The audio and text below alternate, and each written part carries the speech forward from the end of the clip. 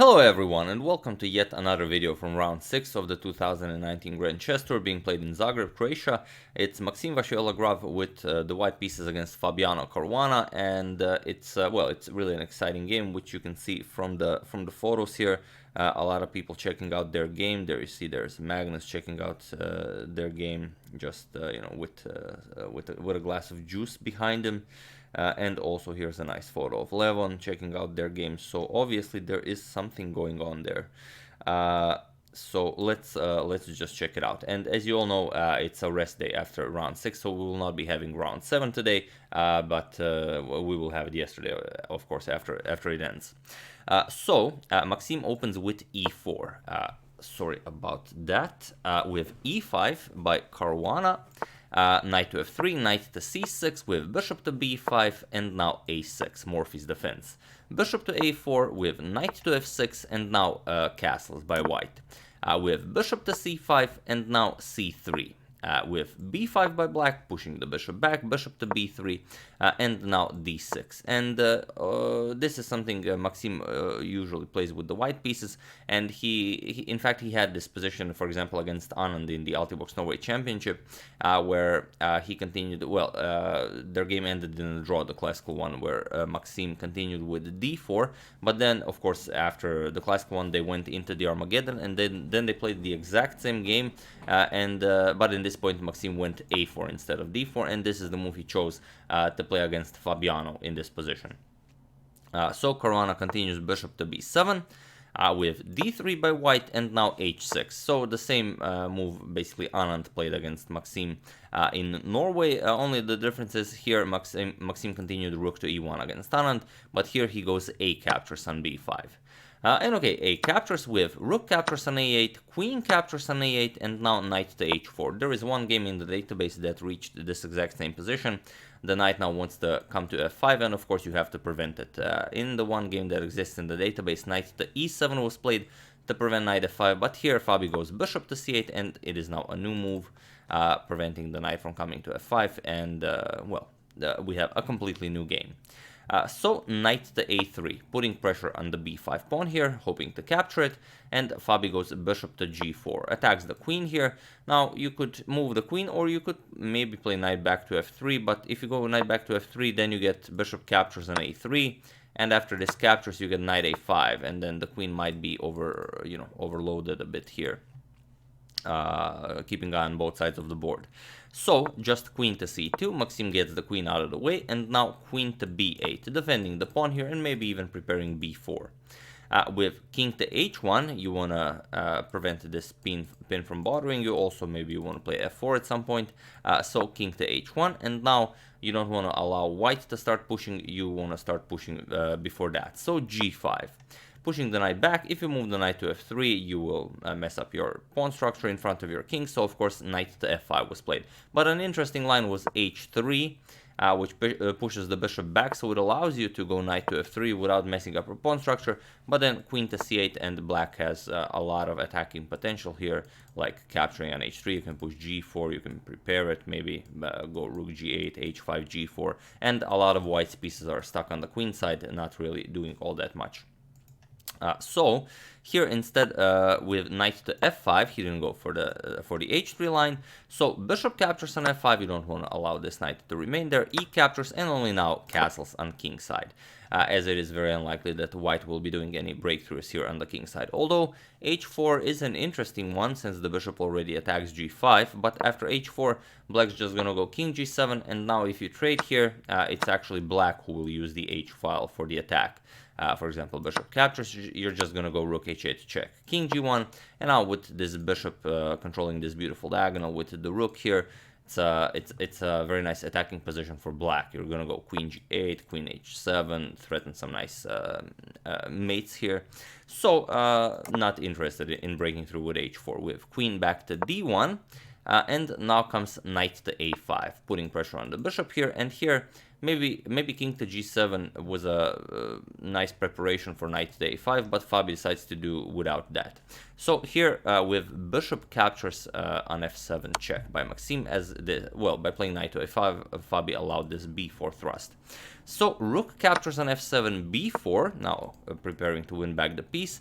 Bishop captures, c captures, and knight back to c6, attacking the b4 pawn.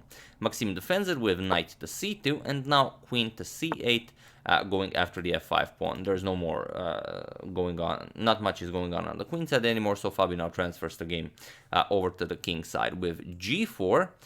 Defending the f5 pawn. You could try queen f3 defending it, which attacks the knight, but still you have to decide whether you want to play queen to f3 or do you want to just block the king side pawns with the g4. Maxime decides to go for g4, and this, although it now prevents the queen from capturing on f5, you will not be able to push on the king side. It does open up this very nice diagonal Fabi can use for attack, so he does. We have queen to a8 now, threatening some nasty discoveries, and now f3, blocking this diagonal off. But now queen to a2, as now, the path to the king has been opened. Now you might have some ideas of playing like h5, capture here, bring your knight to g4, have some threats against the h2 pawn. A lot of things become possible, and it's very interesting how Fabi did. First queen c8, force the weakening with the g4, opening up this diagonal, then queen to a8, forcing another weakening, that is f3, and then queen to a2. Just a very nice use of the queen. We have d4 by Maxime, and now rook to e7. We have d captures on e5, d captures on e5, and now queen to d3. Waiting to see what black will do, but black does not wait, as black already has a plan with e4, where you don't want to capture. If you capture, then you get knight to e5 first, attacking the queen, and after the queen moves, let's say queen d2, now you're going to capture knight e captures on g4, and there are so many threats here, you constantly have to be aware of this threat, as the knight now covers the h2 square. Capturing here is a threat, and well, it's just a much better position for black. So after e4 we have queen to c3, attacking the knight here, but for the moment there's no real threat of capturing it, as Fabi goes knight to e5, gets both of the knights out of the way. Now this knight blocks the attack from this knight, and also it's now a very dangerous piece here. So what do? Maxime pushes f4, attacks the knight, and also threatens to break through here on the king side. So again, what do you play here? If you go knight to f3 with some ideas that if queen captures here, you can capture here and threaten some mates on h2, it doesn't work, because here Maxime has bishop to b2, and here you will be in a lot of trouble. You can't move the knight. How do you defend it? You're going to have to play queen to c4, force a queen trade, as now the rook on f1 is under attack, but it all favors white, because still you just win the knight on f6. Black does have a compensation in terms of passed pawns, but it shouldn't be enough to fully compensate. So after f4 we have knight to d5 by Caruana, now again attacking the queen, and here you have to play queen d4. Queen d4 is the only good move here for Maxime, and then after g captures on f4, bishop captures on f4, you will get knight captures on g4, but now if the knight captures, you will play rook g1, and now the knight is on the same file as the king, so you have to defend it. h3 now, attacking the pinned piece. And now after knight captures on f4, you will play h captures on g4 and go into this line. Queen d5, offer a queen trade. First, a nice discovered check from the rook, king h7, and now after you trade queens, you get this position that is, it should be better for black, but it was Maxime's best way of playing the position. Instead, after knight to d5, he didn't go queen d4, he went queen to h3. But now he allowed Fabi too much in this position, it would seem. e3 is the best move here. Fabi did not go for it, but it's a really nice line. For example, if e3 and now you capture the knight, then you get e2, and now you see that it's very complicated to play anywhere with the rook. For example, if rook e1, you capture the knight first, and now you have to defend this pawn here. For example, if you allow rook captures on e5, then you also allow queen captures here, and then after rook captures, you get another queen into the game. So let's say queen g3, defend the pawn, and now queen e4 check. King g1, and now you can play rook captures on e5, and now white will just fall apart. E3 was a very nice idea here for Fabi, but he finds a different line. Knight to f3, and now what do you play here? Here we have knight to e1. Maxime doesn't want to allow queen captures on c2, so he moves the knight. Although an interesting idea was this pawn captures on g5, and if queen captures, then you capture on h6, and 3 connected passed pawns in front of the black king could be enough compensation for the piece. But it's again hard to decide for such a move when even black has so many pieces in front of the white king. So Maxime moves it. We have knight to e1. And here Fabi captures it. Also possible was queen to e2. Sorry about that. Also possible was queen to e2 here. And then if knight captures on f3, then you get e captures on f3, and you already get a very nice pass pawn here on f3, which you cannot capture because here you just trade, and after rook e1, you win the bishop here. Fabi decided to capture on e1. We have knight captures on e1. And here you are Maxime, you are under attack.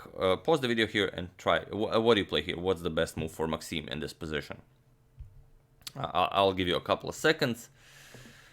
For those of you who were able to do it, you are an excellent pusher of pawns on f6. And for those of you who just want to enjoy the show, not recapturing immediately, but first f6 is best, because now you threaten a lot of things. For example, if black moves the rook to a silly square, then you can even consider something like f7. You can, well, first you will have to eliminate the knight, because you can't constantly have this, well, nasty threat of queen g2 mate lurking. But for example, even if knight captures on f6, now you play f captures on g5, and you're still attacking 2 pieces, so it's not a problem. H captures on g5, and now you play rook captures on e1. And now you're still in the game here. Black is better, of course, due to the passed and defended e4 passed pawn, but you can capture on g5, and you can also continue playing the game. Here, Maxime recaptured immediately. He played rook captures on e1, and now Fabi just went e3, and now it will be hard. So what do you play here? Basically, the choice is either you capture on g5 or you try queen captures on h6. Queen captures on h6 looks very nice, but it really doesn't work. But I will leave it up to you to decide why it doesn't work, as usual. So, for those of you who were able to do it, congratulations, you are an excellent attacker of rooks. And for those of you who just want to enjoy the show, queen f2 is why it doesn't work, because here you have to see that after queen captures on g5 check, you're going to block with the rook, and even queen d8 check, you can hide on h7, and now you cannot capture here the knight as the rook is under attack. And after rook g1, you're going to go knight captures on f4, and there's not much you can do here. There are too many threats here. For example, queen f3 check will be followed by rook g2 and queen captures with mate, so you have to prevent that. Let's say queen a8, but now you get knight to h3, attack the rook. If you move it, then just e2 will be winning. Your only option is bring the queen back, and now you can just trade down, and it's, well, completely winning. Now, the knight is protected, you have to attack the pawn. Rook captures with check, you capture here, knight h3 check, the knight escapes, and, well, you are up a whole rook. So, after e3, we have f captures on g5, the only other option for Maxime, but h captures on g5, and now queen to g2. Just offering a queen trade, but Fabi declines. He plays queen to c4, and now he prepares rook to e4. Well, he will have threats against the g4 pawn, also against the b4 pawn. It will be very hard to defend. We have queen to f3 by Maxime, and now rook to e4, going after the g4 pawn. Maxime blocks this, and now we have rook to f4, not even bothering with the b4 pawn. The queen now has to move. We have queen to g3, and here, well, Fabi just played the rook to f1 check, and it was in this position that Maxime Vachier-Lagrave resigned the game, because after you capture, let's say rook captures, queen captures, you don't have a good option here. You can move the king, and then you lose the bishop here, or you can block with the queen, and then you will, of course, all see the move that follows. Well, there are more moves that can follow. You can play something like queen captures on h3, but the strongest one is e2, and then you don't have a good move here. You could try something like bishop to d2 to guard the e1 square, but then you get knight to e3, and again, you don't have a move here with white. Black can just continue the game however he likes. Queen h2, you're gonna go queen to f4 check, king to h1, you're gonna go queen to f3 check, and now it's all over. You either block and get mated, or you go king h2, and now it's knight to f1 check, and you no longer have a move. You have to capture the knight. We have queen captures here, and then you can play just pawn captures here and grab, well, whatever you want. You can grab a queen, and then, well, whatever you play, just get mated on the next move. But of course, after rook to f1 check, Maxime decided not to continue this game, and it was in this position that he resigned on move 37. So yeah, that's one more game from round 6. I do hope you enjoyed it. A very nice game in the Ruy Lopez. So always nice to see that, and a very active play with the black pieces, especially since it was Maxime who deviated from any known line that were previously played. So once again, if you haven't seen the previous 2 games from the round 6, do check them out. And if you don't want to, then here are just the standings. Let's have just a short glimpse at the standings. We have Carlsen in first, followed by Nepomniachtchi, Wesley So, then Fabiano Caruana, Dingler, and Levon Aronian, Maxime Vachier-Lagrave, Vishwanathan Anand, Sergei Karakin, Anish Giri, Shahar Mamedjarov, and Hikaru Nakamura still in last place with 2 points. So yeah, like I said, today was a rest day, so no games from round 7, but we are going to enjoy them tomorrow, and the all-awaited clash, Nepo versus Magnus. So yeah, I do hope you enjoyed it. As usual, you can check 2 of my previous videos here. Thank you all for watching, and well, I will see you soon, continuing this short coverage, checking up on your suggestions, and so on and so on. Thank you all, I will see you soon, and have an excellent rest of your evening.